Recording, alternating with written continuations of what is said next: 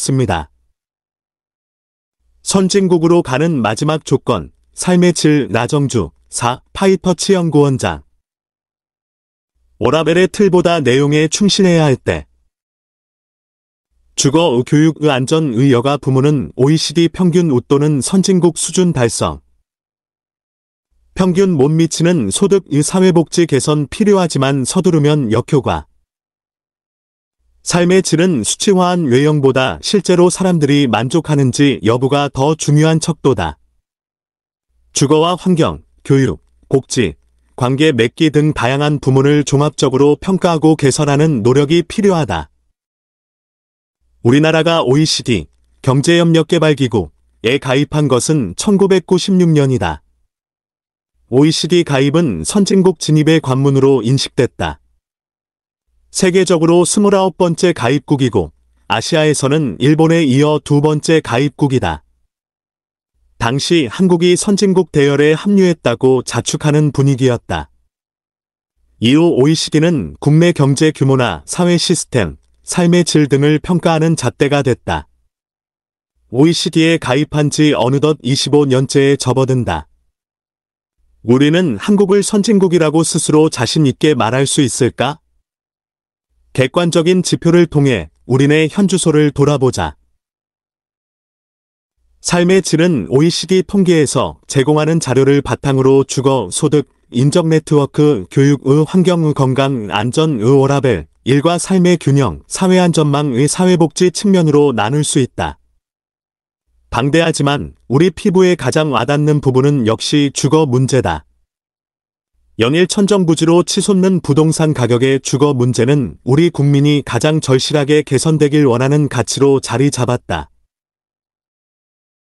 통계청이 제공하는 2018년도 자료에 따르면 화장실과 같은 기본시설이 없는 곳에서 사는 인구 비율은 우리나라의 경우 2.5%다. 이는 OECD 평균인 3.2%보다 낮은 수치다. 33개 OECD 회원국 중 이 비율이 가장 높은 나라는 멕시코다. 무려 25.5%나 된다. 반면 노르웨이, 스웨덴, 아이슬란드와 같은 북유럽 국가들은 0%다. 1인당 방 개수도 주거의 질을 따질 때 중요한 요소다.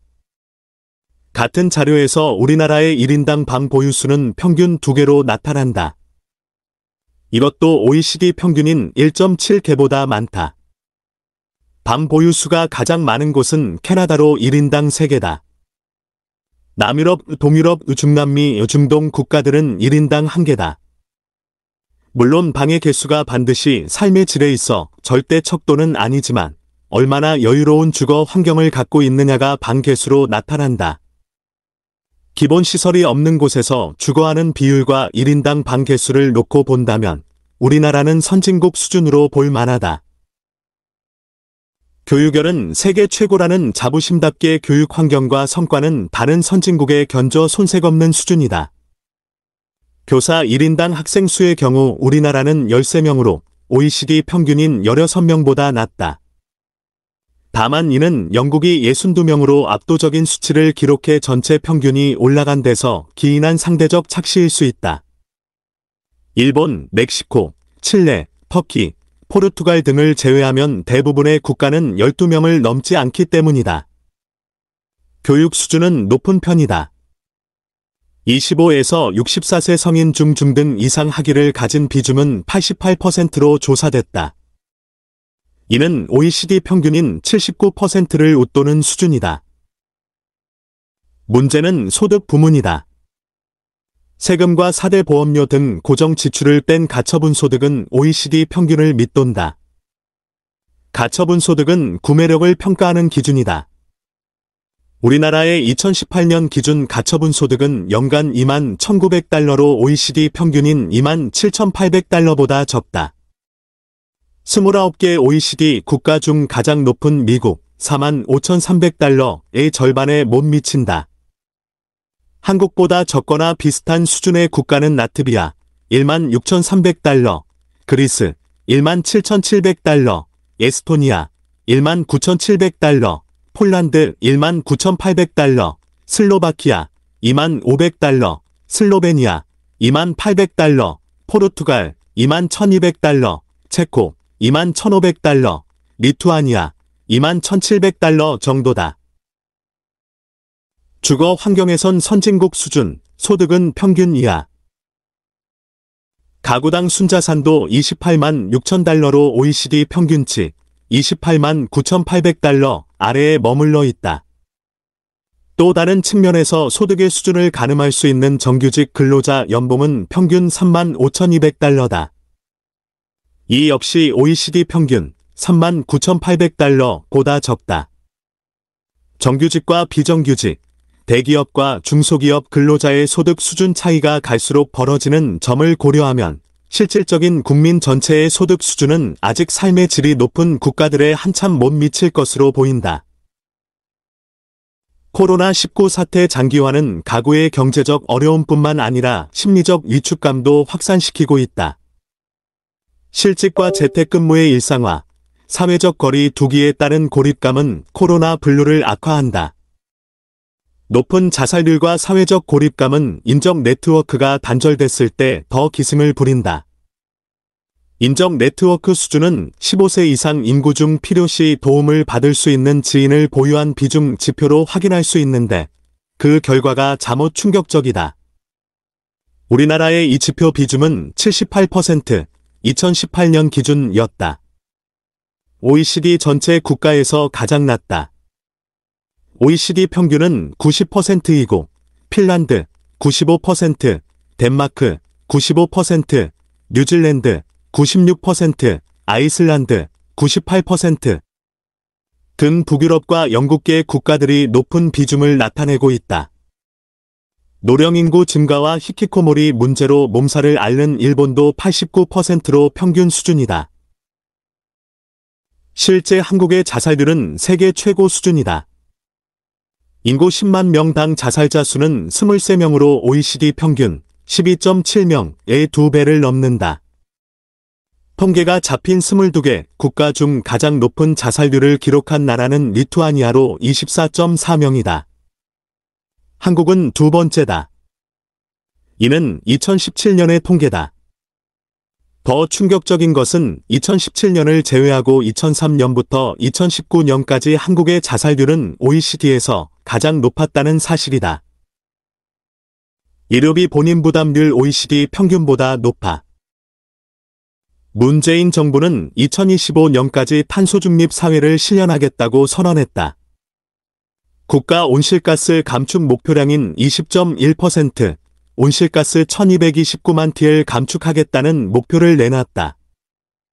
산업통상자원부와 환경부는 2020년 7월 이를 위해 73조 4천억 원을 투자하겠다고 밝혔다.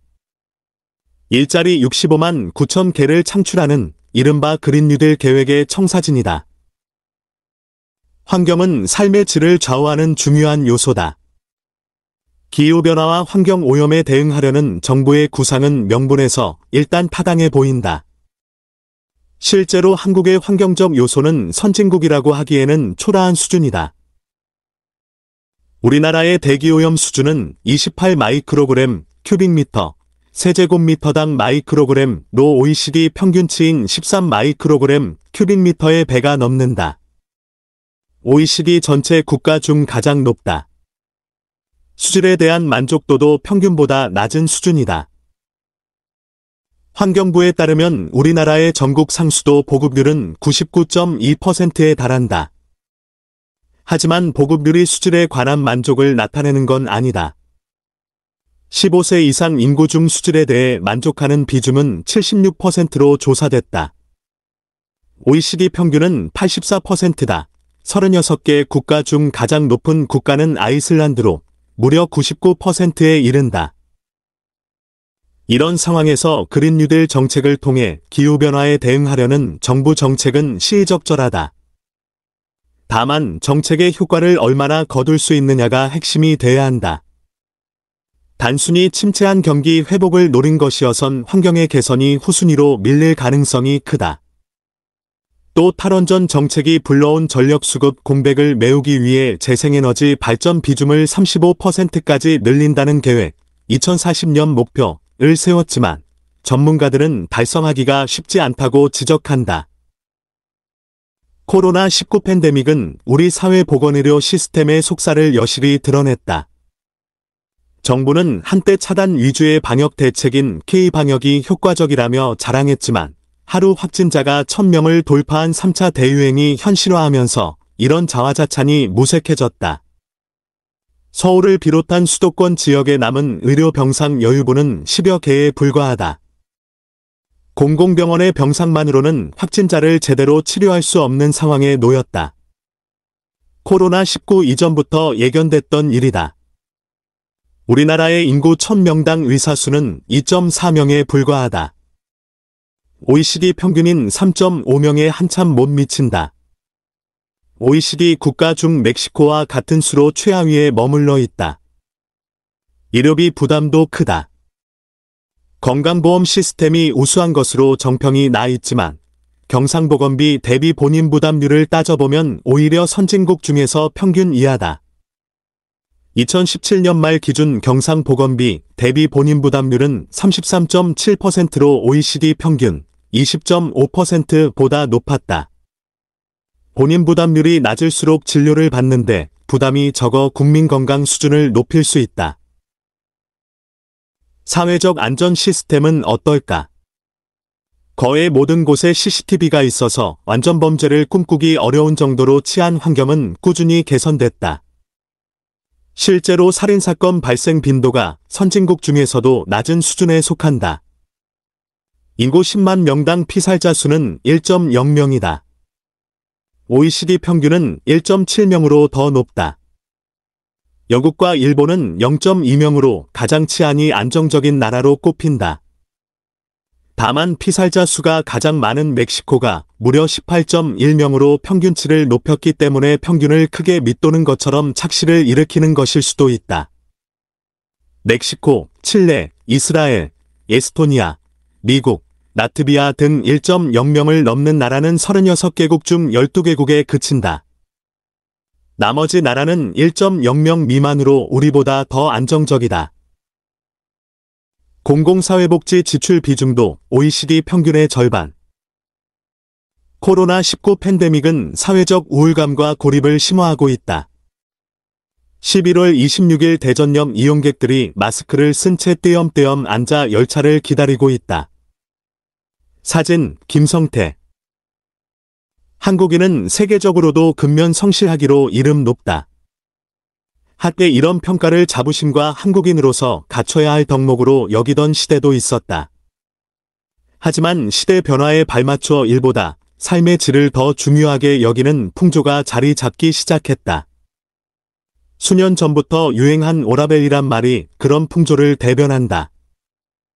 일을 뜻하는 어와 삶을 뜻하는 라이프 사이의 균형, 밸런스를 의미하는데 저녁이 있는 3이란 슬로건과 더불어 주 12시간 근무제 도입의 마중물 역할을 했다.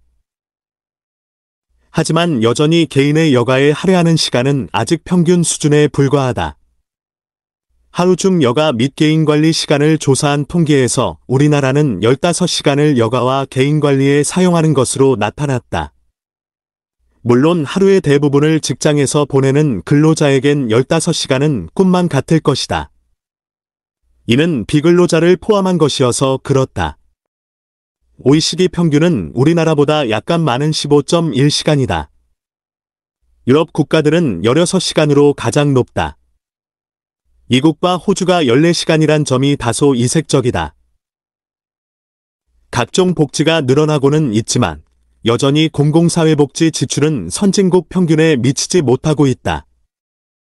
국내 총생산 GDP 대비 공공사회복지 지출 비중에서 우리나라는 11.1%로 OECD 평균 21.4%의 절반 수준이다. 전체 OECD 국가 중 최저 수준이다. 앞서 살펴본 부문별 지표를 요약하면 주거, 교육, 안전, 오라벨에선 선진국 수준에 도달했다고 볼 수 있겠다. 그러나 소득, 환경, 사회안전망, 사회복지에서는 여전히 선진국의 문턱은 높기만 하다. 삶의 질을 선진국 수준으로 높이기 위해 몇 가지 노력이 필요하다. 첫째, 가계 소득 증가를 위한 정책이다. 현 정부에서 소득 증가 정책의 하나로 최저임금을 급격히 인상했다. 최저임금을 올리면 소득이 늘어 소비가 늘어나고 생산이 늘어 결국 일자리가 많이 생길 것이라고 기대했다. 그러나 급격한 최저임금 인상은 소상공인과 기업의 인건비 부담을 크게 늘려 오히려 일자리가 급감하는 역효과를 불렀다. 이는 소비 둔화와 생산 감소로 이어졌다. 결과가 잘못됐다면 처방이 새로워져야 한다. 기업이 생산 활동을 늘려 일자리를 만들어낼 수 있도록 해야 한다. 둘째, 인적 네트워크는 이념적 대립과 갈등, 분열 앞에서 붕괴할 수밖에 없다. 국민 상호 간 신뢰가 구축되도록 정책적으로 유도해야 한다. 이데올로기와 지역 갈등, 성별 대립, 빈부의 갈등 등 우리 사회에서 벌어지는 다양한 갈등의 양태와 원인을 정확히 분석하고 신뢰 구축 방안을 모색하는 노력이 필요하다. 셋째, 미세먼지를 줄이기 위해 중국과 긴밀한 협력이 필요하다. 국내 대기오염의 상당수는 미세먼지에서 기인하는데 중국에서 넘어오는 미세먼지가 주요 원인 중 하나라는 것은 의심할 여지가 없다. 탈원전 이후 대체 발전의 효율성과 환경적 영향에 대한 연구도 지금보다 더 폭넓고 깊이 이뤄져야 한다. 지난해 인천의 수돗물 깔따구 유충 사태는 상수도 시스템에 큰 불신을 낳았다. 수도시설 운영 인력의 절대 감소와 잦은 인사이동은 관리 역량을 떨어뜨린다. 2007년 지방공무원 임용령과 지방연구직 및 지도직 공무원의 임용 등에 관한 규정에 따른 직군 직렬 개편으로 상수도 운영 기술 인력이 대폭 감축됐고 절대적인 종사 인원도 2008년 1만 5천 명에서 2017년 1만 3천 명으로 줄었다. 2019년 10월 환경부 조사에 따르면 상수도 종사 직원 중 기술 인력은 약 23%가 감축됐는데 이 중 운영에 특화된 기술 인력은 약 40%가 줄었다. 삶의 질틀은 갖췄지만 질적 향상은 이제부터. 넷째, 의료인력 수급 문제는 단기간에 해결하기 어려운 문제다. 그렇다면 놀랍게 발전하는 신기술을 의료 현장에 적용하는 일을 더는 미룰 이유가 없다. 의료법 제34조에서는 의료인과 의료인 사이의 원격 의료만 허용되고 의료인과 환자 간 원격 의료가 금지되고 있다. 의료인과 환자 간 원격 의료가 허용된다면 더 많은 환자가 진료를 받을 수 있다. 이를 통해 선진국 대비 부족한 의사 수 문제를 해결할 수 있다. 대면 접촉을 어렵게 하는 코로나19 사태도 원격 의료의 필요성을 강조해주고 있다. 보건비의 본인 부담률은 속도 조절이 필요하다. 문재인 케어를 통해 보건비에서 본인 부담률이 크게 줄어들고 있다. 그러나 뇌 MRI, 자기공명 영상장치와 수면무호흡증을 치료하기 위해 잠잘 때 사용하는 양압기의 사례에서 볼 수 있듯이 본인 부담률을 급격히 감소시키면 감당할 수 없을 정도로 수요가 급증한다. 이는 건강보험 재정 건전성에 심각한 위협이 된다. 다섯째, 기존의 사회 안전망이 자살을 막기 위해 적절한 것인지 형식적인 것에 그치진 않는지 면밀히 점검해야 한다. 자살 방지를 위한 다양한 사회 안전망을 강구해왔지만 그 수치를 줄이는 데 실패했다. 개인의 의지 문제가 아닌 우리 사회의 구조적 문제라는 관점으로 봐야 실효적 해법이 나온다. 여섯째, 공공사회복지 지출을 늘리는 것은 코로나가 몰고 온 시대적 과제다. 다만 이 비중을 단기간에 끌어올리는 것은 위험하다. 복지 지출은 필연적으로 국가 재정 능력과 깊이 관련돼 있기 때문이다. 증세에 대한 저항, 국가 부채 증가 등의 위협 요소를 정확히 파악해야 한다. 그렇지 않으면 경기 침체로 이어져 오히려 사회복지 지출이 후퇴하는 역효과를 양산할 수 있기 때문이다. 우리나라의 삶의 질 향상을 위한 제반 조건과 형식은 어느 정도 갖춰져 있다. 하지만 형식보다 중요한 건 내용이다. 선진국에 걸맞은 삶의 질을 누구나 누릴 수 있도록 이제는 형식 외의 내용에 관심을 기울여야 할 때다. 물론 당장의 이해관계에서 자유로워야 한다는 전제 조건은 기본이다.